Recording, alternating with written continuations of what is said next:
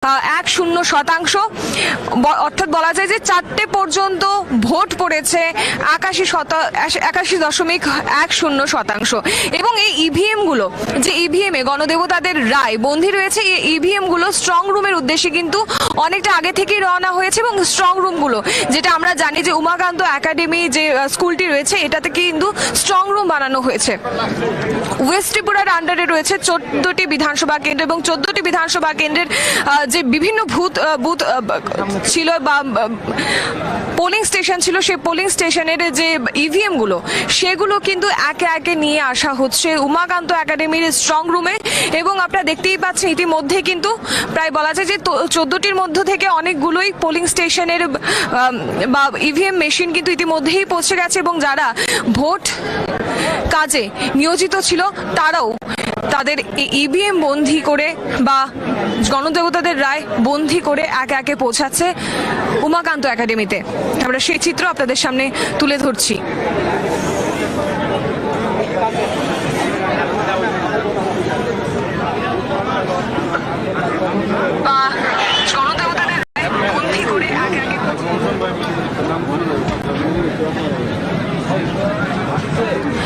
গোটা নিরাপত্তা বলয়ে ঢেকে রাখা হয়েছে এই উমাকান্ত চত্বরটি এবং যারাই তাদের বুথ থেকে ফিরছে বা ভোট কেন্দ্র পর স্ট্রং রুমে রাখা হবে।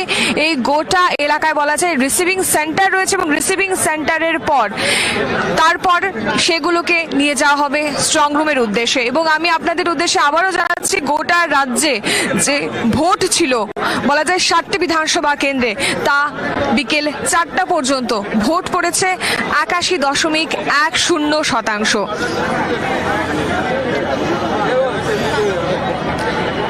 বিকেল 4টে পর্যন্ত কোথায় কতটা ভোট পড়েছে তা আমি আপনাদের সামনে তুলে ধরবো।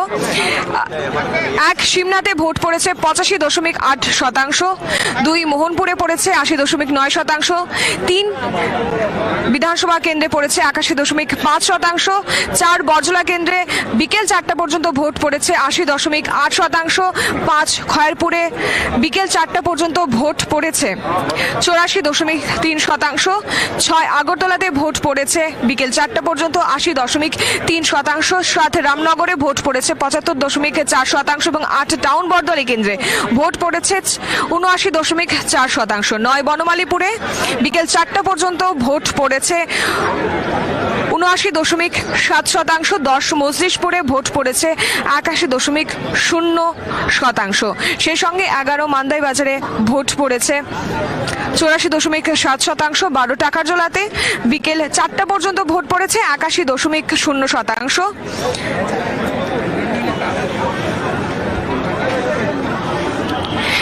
বিধানসভা কেন্দ্র 13 নম্বরে পড়েছে বিকেল 4টা পর্যন্ত 77.3%, 14 বাধারঘাটে বিকেল 4টে পর্যন্ত ভোট পড়েছে 82.6%, 15তে বিধানসভা কেন্দ্র 15তে পড়েছে 84.8%, 16 বিধানসভা কেন্দ্রে বিকেল 4টা পর্যন্ত ভোট পড়েছে 81.2%। সর্বমোট মিলিয়ে আমি যদি বলি গোটা ত্রিপুরা রাজ্যে বিকেল 4টা পর্যন্ত ভোট পড়েছে 81.10%।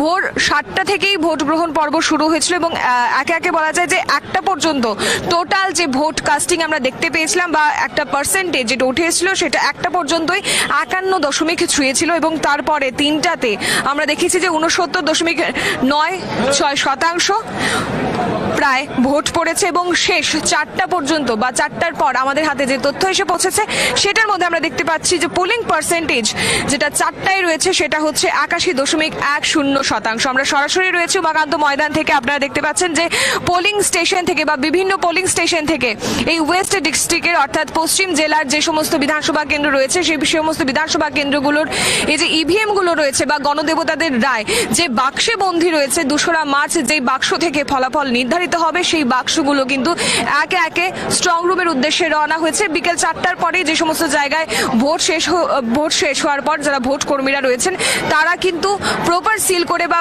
পরিদর্শন করার পর একেবারে বলা যায় যে প্রশাসনিক কর্তাদের সঙ্গে বা প্রশাসনিক কর্মকর্তাদের সঙ্গে কিন্তু এই ইভিএম গুলো এই উমাকান্ত একাডেমির যে স্ট্রং রুমটি বানানো হয়েছে সেখানে ধীরে ধীরে পৌঁছাচ্ছে এবং আপনারা দেখতেই পাচ্ছেন বলা যায় যে 14টি বিধানসভা কেন্দ্রের ইভিএম এখানে এসে জমা পড়বে এবং সেই মোতাবেক বলা যায় বিকেল 4টা থেকে শুরু হয়েছে ইভিএম আসা এবং ধীরে ধীরে প্রায় সবকটি ইভিএমই চলে এসছে। এখন বলা যায় শেষ প্রস্তুতির দিকে রয়েছে ইভিএম গুলো স্ট্রং রুমে যাওয়ার।